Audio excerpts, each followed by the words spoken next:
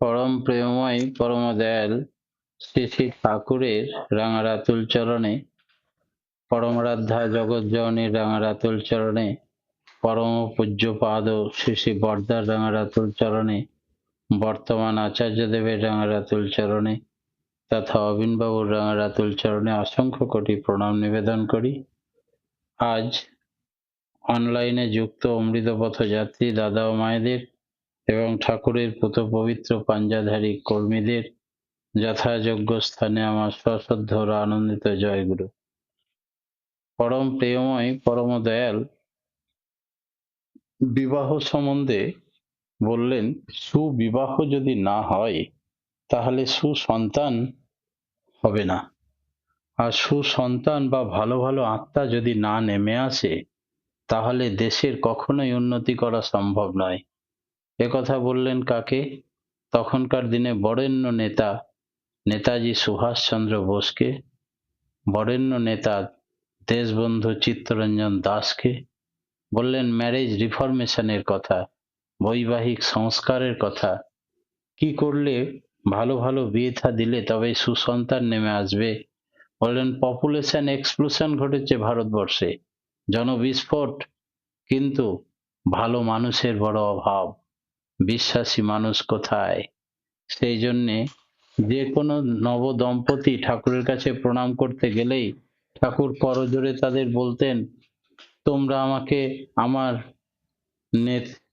নেতাজিকে ফিরিয়ে দাও, আমার বিবেকানন্দকে ফিরিয়ে দাও, আমার ভালো ভালো সন্তানদের ফিরিয়ে দাও, যারা ভালো ভালো আত্মা ইথারে কেঁদে কেঁদে ঘুরে বেড়ায়, উপযুক্ত মা বাবার টিউনিং মিলে না বলে তারা জন্ম নিতে পারছে না।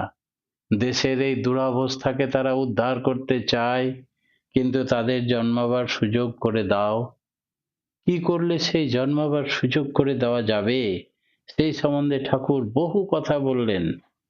সেই বহু কথার মধ্যে আজকে শ্রদ্ধেয় দাদা আমাকে বলেছেন যে বিবাহের বয়সটা একটু বলবেন। দাম্পত্য জীবনে স্বাস্থ্যকে সুন্দর এবং অটুট রাখতে গেলে স্বামী স্ত্রীর বয়সের পার্থক্য দেখা একটি গুরুত্বপূর্ণ দিক, যেটা বর্তমান সমাজে বিলুপ্তি ঘটতে চলেছে। কোনো মতেই স্বামী পুরুষের চেয়ে নারীর বয়স বেশি হবে না। পুরুষের বেলায় সাংসারিক বোধ আসতে সময় লাগে, কিন্তু নারীর পরিপক্কতা আসে তার অনেক আগের থেকে। নারী মা হবার পর থেকেই তার মধ্যে গৃহিণী ভাবের সঞ্চার হয়, সংসার সম্বন্ধে বাস্তব চিন্তা ও বোধ আসে। আর পুরুষের বেলায় সময় লাগে 25 থেকে 28 বছর। সেই জন্যে ধর্মশাস্ত্র কারগণ বলেন যে 28 থেকে 30 বছরের ছেলেদের সঙ্গে 18 থেকে 20 বছরের মেয়েদের বিবাহ দেওয়া উচিত। তাহারা স্বামী স্ত্রীর বয়সের পার্থক্য কম থেকে 10 থেকে 12 বছর হতে হবে। যুগপুরুষোত্তম শ্রী শ্রী ঠাকুর অনুকূল চন্দ্র বলেন, স্বামী স্ত্রীর বয়সের পার্থক্য 15 থেকে 20 বছরের তফাৎ থাকা ভালো। তিনি বলেন যৌবনের শেষ পুরুষের যখন, তখন বৃদ্ধির দিকে আর চলে না, তখন তার ক্ষয়ের ধাপ শুরু হয়। তখন নারীর যৌবনের উচ্ছল জীবনী শক্তি পুরুষে সংক্রামিত হয়ে পুরুষকে দীর্ঘজীবী করে তোলে। উভয়ের ক্ষয়ের প্রাবল্য কমে যায়, তাতে পুরুষের বার্ধক্য আসতে দেরি হয় এবং পুরুষের জীবনী শক্তি স্ত্রীতে সংক্রামিত করে নারীকে বহুকাল সুস্থ এবং তাজা রাখে। শ্রী শ্রী ঠাকুর আরো বললেন, পুরুষের যে বয়সে প্রজনন ক্ষমতা দেখা যায় কমপক্ষে ততখানি পার্থক্য স্বামী স্ত্রীর মধ্যে থাকা দরকার। বয়সের পার্থক্য থাকলে স্ত্রী স্বামীকে গুরুর মতো শ্রদ্ধা করে, স্বামীতে দেবভাব থাকে। বয়সের পার্থক্য থাকলে জ্ঞানেরও তারতম্য থাকে। বয়সের নৈকট্য থাকলে সমান হলে স্বামী স্ত্রী ইয়ার বা বন্ধুর মতো হয়ে যায়। এমনকি বর্তমান সমাজে তু তুকারি করে কথা বলতে শোনা যায়, যা কিনা একই সঙ্গে পড়তো, তাই তখন থেকে বন্ধু ভাব, তাই তুই তুই বলে বলে। অনেকে বলেন স্বামী স্ত্রীর মধ্যে এত বয়সের তফাৎ হলে বাপ মেয়ের মতো সম্পর্ক হবে। ভুল কথা। কম বয়সে স্ত্রী বিধবা হয়ে যাবে, সেটা মোটেই ঠিক নয়। প্রজনন বিজ্ঞানী শ্রী শ্রী ঠাকুর অনুকূল চন্দ্র তিনি বললেন, স্ত্রী যদি এমনতর ছোট হয় তবে সে স্ত্রীর সংসর্গে পুরুষকে জীবনে উদ্দীপ্ত করে তোলে। অর্থাৎ দীর্ঘজীবী করে তোলে। আয়ুর্বেদ শাস্ত্রে কথা উল্লেখ আছে। আর সমবয়স্কা হলে উভয়ের ভেতর ডিটোরেশন ঘটে, কেউ পুষ্ট হয় না। সমবয়সী হয়ে নলেজের ইকুয়ালিটি থাকে।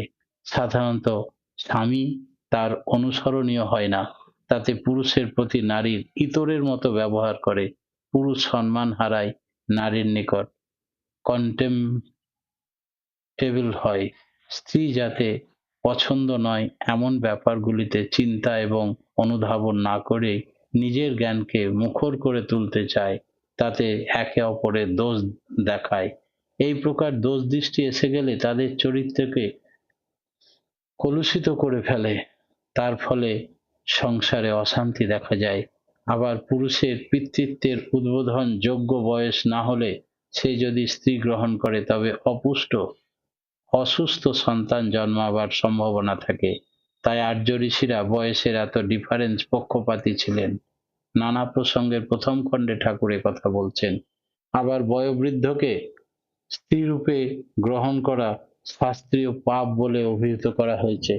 বর ও কন্যার পরস্পর ইচ্ছানুসারে যে সংযোগ হয়ে থাকে গান্ধর্ব বিবাহ বলে। এটা কামমূলক বা বিশেষত মৈথুন ইচ্ছাতেই সংগঠিত হয়। মনুসংহিতার ৩য় অধ্যায়ে ৩২ নম্বর শ্লোকে এ কথা বলা আছে। এই ধরনের বিবাহে অভিভাবক এবং শুভাকাঙ্ক্ষীদের কোনো ভূমিকাই থাকে না। এরা নিজেরাই নিজেদের ভবিষ্যৎ রচনা করে।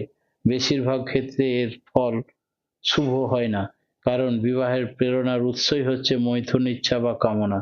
গোপনে বিবাহ বা রেজিস্ট্রি ম্যারেজ অভিভাবকদের অনুপস্থিতিতে একেও গান্ধর্ব বিবাহের মতের মধ্যেই ফেলা যেতে পারে। বিবাহ কেমন করে দিতে হবে? বিধিসম্মত বিবাহ হলে সুখী দাম্পত্য জীবন লাভ করবে, তার থেকে সুসন্তান হবে, যারা দেশ জাতি ও বংশের গৌরব হবে। প্রাচীনকালে দেখা হতো কন্যা বিদুষী কিনা, ললিত কন্যার পারদর্শী কিনা, শ্রদ্ধা সমন্বিত কিনা। মধ্যযুগের কিছুকাল আগে পর্যন্ত অভিভাবকরাই মেয়ে দেখতে যেতেন। সেখানে দেখা হতো মেয়ে লেখাপড়া জানে কিনা, বাড়ির কাজকর্ম পারে কিনা, সবাইকে নিয়ে মানিয়ে চলতে পারে কিনা ইত্যাদি। কখনো কখনো পাত্র নিজে বন্ধু বান্ধব নিয়ে মেয়ে দেখতে আসতো। আবার বর্তমানে দেখা যায় যে মেয়ে লেখাপড়া কতদূর জানে, নাচ গান জানে কিনা, গায়ের রং ফর্সা কিনা, মেয়ে চালাক কিনা, সব শেষে বিয়েতে কত টাকা পয়সা সোনা দানা দিতে পারবে, মেয়ের বাড়ির আর্থিক অবস্থা কেমন, রাজত্ব রাজকন্যা দুটোই লাভ হবে কিনা, পাত্র এসে শ্বশুর বাড়িতে আদর যত্ন পাবে কিনা, এইসব দেখা হয়।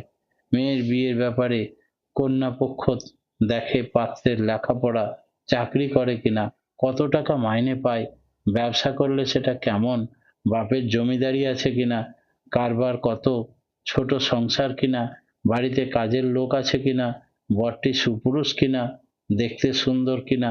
এইসব দেখে সংসারে সুখ শান্তি থাকছে না, দাম্পত্য কলহ এবং বিচ্ছেদ লেগেই থাকছে।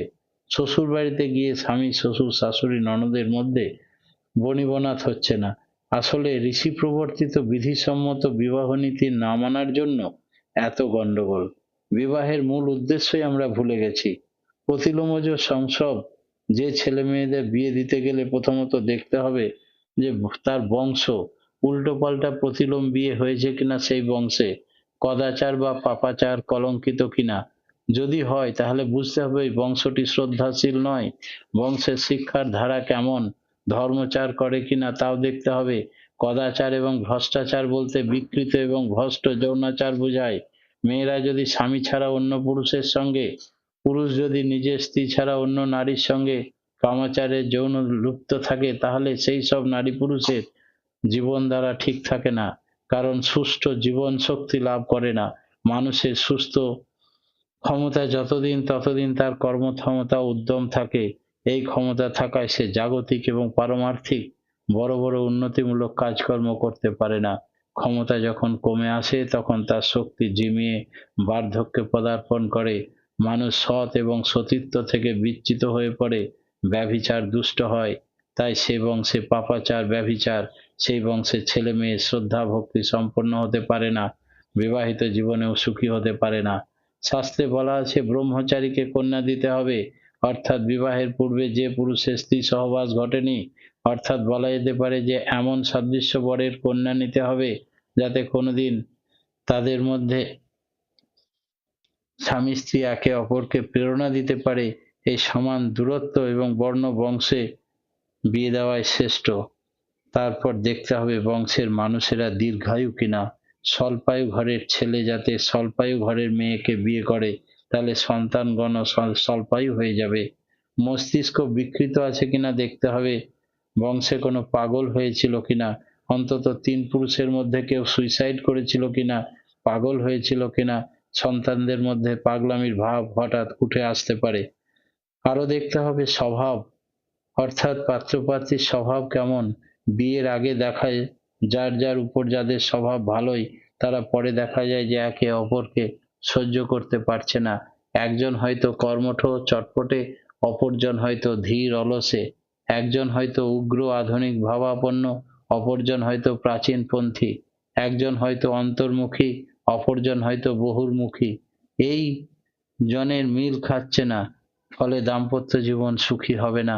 সেই জন্য স্বামী স্ত্রীর মধ্যে অসঙ্গতি অসামঞ্জস্য লক্ষ্য করা যায়। সন্তানদের মধ্যেও সন্তান হয় বিকৃত মস্তিষ্ক কিম্ভূত কিমাকার। আবার দেখা যায় যে স্বামী যে গুণগুলি পছন্দ করে স্ত্রী হয়তো পছন্দ করে না, বিরোধিতা করে, ফলে পুরুষের গুণগুলি সন্তানে মূর্ত হয় না। অপছন্দ করা গুণগুলি স্ত্রী নিজের মধ্যে সামঞ্জস্য করতে না পারার জন্য সে স্বামীর মনোবৃত্ত অনুসারিণী স্ত্রী হতে পারে না। দাম্পত্য জীবনে অশান্তি হয়, ওই অসামঞ্জস্য বৃত্তির দরুন সে সন্তানদের মধ্যে চারিয়ে যায়। ফলে বেশিরভাগ ক্ষেত্রে সন্তান অল্পায়ু হয়, তাদের রোগগ্রস্ত হয়, বিকৃত হয় এবং মস্তিষ্ক বিকৃত সম্পন্ন, কম বুদ্ধি সম্পন্ন, অস্থির চিত্ত হয়ে থাকে। উদাহরণস্বরূপ বলা যায়, অন্ধকার ঘরে টর্চের আলো ফেললে ঘরের ভেতরের আলোকিত জিনিসগুলো শুধু দেখা যায়। যেখানে আলো ফেললে ঘরের ভেতরের আলোকিত জিনিস দেখা যায়, আলো যেখানে পড়ে না সেখানকার জিনিসগুলো দেখা যায় না। তেমনি গর্ভাবস্থায় স্ত্রী তার স্বামীর যে গুণগুলো চিন্তা করে, পোষণ করে, সমর্থন করে, শ্রদ্ধা করে, নন্দিত করে, ঈশ্বর জ্ঞানে তাকে পুজো করে, সেই গুণগুলো সন্তানের মধ্যে ফুটে ওঠে। শকুন্তলা গর্ভ অবস্থায় যখন মনে করেছিলেন, তখন তার স্বামী দুষ্মন্তের গুণরাজি চিন্তা করতেন বলে তার সন্তান রাজা ভরত অত মহান গুণশীল হয়েছিলেন। সুতরাং ভালো মন্দ সবই নির্ভর করে স্ত্রীর গর্ভাবস্থায় তার চিন্তা ও কর্মের উপর। পরম দয়াল দার্শনিক শ্রী শ্রী ঠাকুর অনুকূল চন্দ্র ছড়ার মাধ্যমে বললেন, যেমন স্থলে যেমন করে সদিচ্ছাতে আকুল হলেও, যেমন বেমিল বাপার মাতে সদিচ্ছাতে আকুল হলেও, ওই যে বেমিল রয় ছেলের ঘাতে, যেমন ভাবে করবে আপন অভ্যাস ব্যবহার, সন্তানেরও হৃদয়টি ফুটবে সে প্রকার। অনুশ্রুতি গ্রন্থে কথা ঠাকুর বলছেন। পাত্রপাত্রীর অভ্যাস দেখতে হবে, অভ্যাসগুলি ভালো করে দেখতে হবে। তাদের যদি নোংরা অভ্যাস থাকে, যেমন দাঁতে নখ কাটা, দাঁত দিয়ে নখ কাটা, নাকে কানে হাত দিয়ে হাত না ধোয়া, চোখে হাত দেয়, ভালো করে যখন তখন চোখ কচলায় হাত ধোয় না, এবং প্রস্রাব করে জল দিয়ে না ধোয়া, বেশি করে ঘুম থেকে বেশি দেরি করে ঘুম থেকে ওঠা, হাত না ধুয়ে খাওয়া, আলসামি সময়ের কাজ সময়ে না করা, এবং থুতু ফেলা যেখানে সেখানে বদ অভ্যাস থাকে অনেকের, গুরুজনদের কথা না মেনে চলা, কথায় কথায় গুরুজনদের প্রশ্নে উত্তর দেওয়া, না মানার ভাব, এগুলো সমস্তই বর্জন করতে হবে। দেখতে হবে কতখানি দক্ষ এবং সমচীন ব্যবহার হতে পারে, এমনকি বিরুদ্ধ পরিস্থিতি।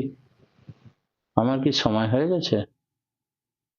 না না দাদা, কন্টিনিউ করেন, আপনি কন্টিনিউ করেন, সময় হয়নি, অনেক সময় আছে। তো অ্যাডমিনকে বলুন, ডিস্টার্ব করছে যে, খুলে দিয়েছে। করে দিয়েছি। কার সময়ে কি জিনিস কোনটা দরকার, কোনটা পছন্দ অপছন্দ, সবটা সে সেইভাবে মেনে মানিয়ে চলতে পারে কিনা, এগুলোর মধ্যে বিজ্ঞান লুকিয়ে রয়েছে। ঠাকুর বলছেন বিচার্য বিষয় হচ্ছে ছেলে মেয়ের ডিগ্রি, কর্ম, ধন দৌলত, গাড়ি বাড়ি, ব্যবসা নয়। শ্রী শ্রী ঠাকুর বললেন বিবাহের প্রথম ঘটক হচ্ছে শ্রদ্ধা। শ্রদ্ধাবান লভ্যতে জ্ঞানম। শ্রদ্ধা মানে আশ্রয় করে সেবার মাধ্যমে ধারণ করা। শ্রদ্ধার ভিতর দিয়ে যে বরণ তা সার্থক হয়ে ওঠা, তা স্বস্তি, স্বাস্থ্য, প্রজ্ঞা, কল্যাণকে আহ্বান করে। ছেলের বিয়ে দিতে গেলে এক নজরে দেখতে হবে যে অভিভাবকদের আগে জানতে হবে সেই বিয়ে দেওয়ার উদ্দেশ্য কি।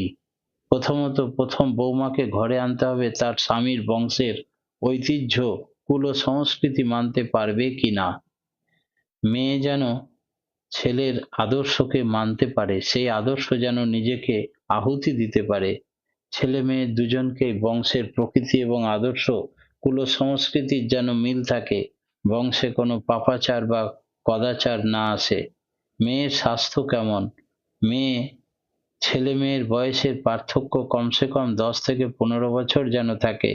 মেয়ের স্বভাব এবং অভ্যাস ব্যবহার কেমন, কাজের প্রতি মেয়ের নিষ্ঠা এবং আগ্রহ, মেয়ের মায়ের সেবামুখী ও ইষ্টপ্রাণতা কেমন, মেয়ের মা তার শ্বশুর শাশুড়ি ও স্বামীর প্রতি যত্নশীল কিনা, মেয়ের বংশে কোনো সংক্রামক দুষ্ট রোগ আছে কিনা, বিশেষ করে কোনো পাগলামি রোগ আছে কিনা, মেয়ের বংশের গড় আয়ু কেমন, মেয়ের বংশের কন্যা সন্তানের আধিক্য কিনা, মেয়ের ইষ্টপ্রাণিতা এবং সেবা বুদ্ধি কেমন, কন্যার মাতুল বংশের খোঁজ নিতে হবে। অসতর্ক মুহূর্তে মেয়ের বাড়ির লোকজন ও চাকর বাকরদের প্রতি ব্যবহার কেমন করে করে, বাবার প্রতি সেবা যত্ন অনুরাগ কেমন, মেয়ে তার মায়ের হাতে কাজ টেনে নিয়ে করে কিনা, মেয়ে সদাচারী ও পরিষ্কার পরিচ্ছন্ন সম্পন্ন কিনা, মেয়ে কলহপ্রিয় কিনা, মুখরা কিনা এবং ভিন্ন গোত্র কিনা, এই সমস্ত লক্ষণগুলি ভালো করে দেখে তবে ছেলের বিয়ে দেবেন। শ্রী শ্রী ঠাকুর কথা বলছেন। বিয়ের আগে কত খোঁজ খবর নেওয়া কি সম্ভব হবে, এ কথা অনেকে বলেন। সেখানে বলা যায় ভালো ফল পেতে গেলে সুপ্রতিষ্ঠা সুপ্রচেষ্টা থাকতে হবে, কারণ বিবাহের সঙ্গে বংশের সবকিছু ভালো মন্দ নির্ভুলভাবে খোঁজ করতে হবে। ঠাকুর বলছেন, উঁচুর মেয়ে নিলে ঘাড়ে, বাড়ে আপদ বংশ মরে। অনুশ্রুতি গ্রন্থে কথা বলছেন। ছেলের বংশের চেয়ে যেন কোনো ক্রমে মেয়ের বংশ উঁচু না হয়, তাহলে প্রতিলোম হয়ে যাবে। আর মেয়ের বিয়ে দিতে গেলে কি দেখতে হবে, মানুষ যারা ভালোবাসে, জনকল্যাণী যাদের জীবনের ব্রত, যারা দেশ এবং জাতিকে সব দিক দিয়ে উন্নত করে তুলতে চায়, ছেলের আদর্শ যেন তেমন হয়, যেন বিবাহ দেওয়ার সমর্থন, যারা বলেন মেয়ে যদি সারা জীবন পিতৃগৃহেও থাকে সেও ভালো, তবুও গুণহীন পাত্রে যেন দান না করে। শাস্ত্রে কথা বলা আছে। গুণহীন মানে কুলহীন, অর্থাৎ যারা কুল বৈশিষ্ট্য থেকে বিচ্যুত, কুল মর্যাদা যারা অগ্রাহ্য করে, অন্য পথ অবলম্বন করে প্রবৃত্তির পথে মাতাল হয়ে চলে, তাদের হাতে কন্যা সম্প্রদান করবেন না। বিবাহের মূল উদ্দেশ্য সুসন্তান লাভ করা, তারা সেই ব্যাপারে তোয়াক্কা না করে ইচ্ছামতো যৌন সংযোগে লিপ্ত হয়। তাই তারা যতই গুণবান ও যোগ্যতা সম্পন্ন হোক না কেন, বিবাহের যোগ্য পাত্র কোনোদিনই তারা বিবেচিত হতে পারে না। তাই পাত্র সম্বন্ধে শ্রী শ্রী ঠাকুর বলছেন, মেয়ে তো আর জলে ভেসে আসেনি, বিয়ে না হয় ঘরেই, মেয়ে না হয় ঘরেই থাকলো, তাই বলে যেখানে সেখানে বিয়ে দেওয়া উচিত নয়। গলগ্রহ মনে করে মেয়ে কন্যা দান না করে কন্যা বিদায় মনে করো না। সেই জন্য মেয়ের বিয়ে দিতে অনেক খোঁজ খবর নিতে হবে, বিয়ে দিতে হবে, কারণ পাত্র নির্বাচন একমাত্র ভুল হয়ে গেলে তা সারাটি জীবনের অশান্তির কারণ হয়ে উঠবে তুমি। তাই তাড়াহুড়ো করে বাজ বিচার না করে মোটেই বিয়ে দেওয়া যাবে না। পিতৃগৃহে পালিত লালিত যোগ্য করেই অর্পণ করবে তাকে। এই বিষয়ে মেয়েদের মতামত অবশ্যই নিতে হবে। মেয়ে যদি কোনো যোগ্য বরকে পছন্দ করে থাকে, তবে মঙ্গলকামী যদি হয়, গুরুজনের সাথে আলোচনা করে তবে সে বিয়ে ঠিক করা যেতে পারে। বর্ণ বংশ গোত্র সমস্ত ঠিক থাকলে এই সিদ্ধান্ত নেওয়া যেতে পারে। তাই মেয়ের বিয়ে দিতে গেলে এক নজরে এই বিষয়গুলি অবশ্যই দেখতে হবে। ঠাকুর বলছেন, পাত্র যেন স্ববর্ণ হয়, স্বগোত্র নয়। ছেলের বংশটিকে বেশ করে খতিয়ে দেখা লাগে, বংশের কুল সংস্কৃতি ঐতিহ্য আদর্শ যেন গৌরবময় হয়, তা যেন কন্যার বংশের পরিপূরক হয়।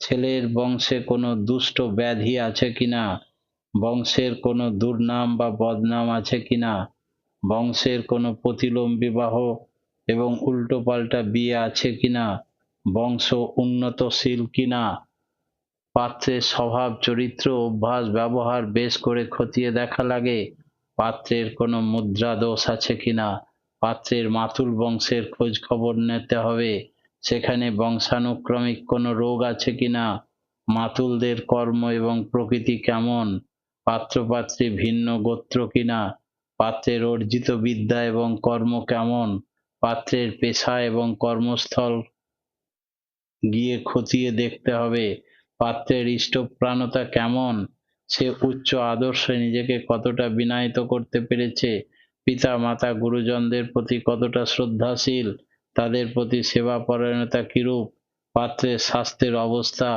ও দুষ্ট ব্যাধির বাহক কিনা, যা সন্তান সন্ততিতে পরবর্তীতে সংক্রামিত যেন না হয়, পাত্রের বয়স পাত্রীর বয়সের থেকে 10 থেকে 15 বছরের তফাৎ থাকতে হবে, পাত্র বিশেষ কোনো গুণের অধিকারী কিনা, পাত্রের বংশের গড় আয়ু কেমন, পাত্রের বিনয় সেবা নিষ্ঠা দান তপস্যা প্রভৃতি কৃতিত্ব কেমন, তা উৎকর্ষী কিনা অভিদীপ্ত কিনা, পাত্রের রোগ প্রতিরোধের ক্ষমতা কেমন, পাত্র অব্যবস্থ স্বৈর প্রবৃত্তি সম্পূর্ণ হীনমন্য কিনা, কোনো পাপাচার বা কদাচারে কলঙ্কিত কিনা, ছেলে মেয়ের বিয়ের ব্যাপারে লোকপালি ত্রিকালদর্শী প্রজনন গবেষক শ্রী শ্রী ঠাকুর অনুকূলচন্দ্র যুগপুরুষোত্তম তিনি বলছেন, বিবাহ ব্যাপারে তা বর্ণই হোক আর অনুলোমই হোক, প্রথমেই সবর্ণই হোক আর অনুলোমই হোক, প্রথমেই দেখতে হবে কন্যার কুল সংস্কৃতি, প্রস্তাবিত বরের কুল সংস্কৃতি অনুপোষণ কিনা,